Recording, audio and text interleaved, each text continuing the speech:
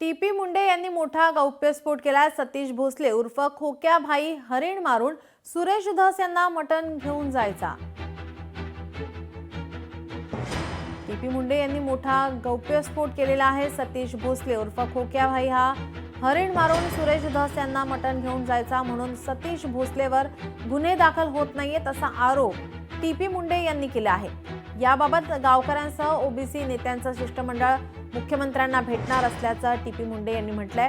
तर भाजप आमदार सुरेश धस आणि सतीश उर्फ खोक्या भोसले याच्या विरोधात रविवारी शिरूरमध्ये भव्य मोर्चा काढणार असल्याचंही त्यांनी म्हटलं आहे।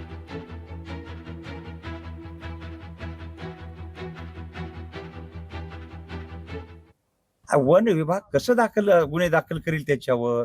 जेव्हा सुरेश धस त्यांचा नेता बोलतो तस त्या वन विभागाच्या अधिकाऱ्याची अगर बाकीच्या कर्मचाऱ्यांची काय हिंमत आहे गुन्हा दाखल करायचा त्याच्यावर? कारण त्याला खायला लागतंय ना, हे सगळं करून घेऊन त्याला घेऊन जातात ना मटण।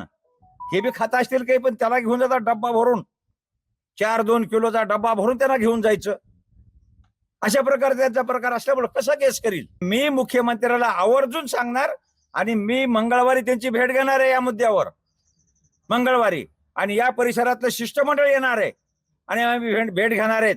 त्या ठिकाणी सहआरोपी हा सुरेश धस सुद्धा झाला पाहिजे। हा दुसऱ्याला म्हणतो आक्का, आता हे तर आक्काचा आक्का झाला ना। लोकशाही मराठी ऐका, पहा, जागरूक रहा।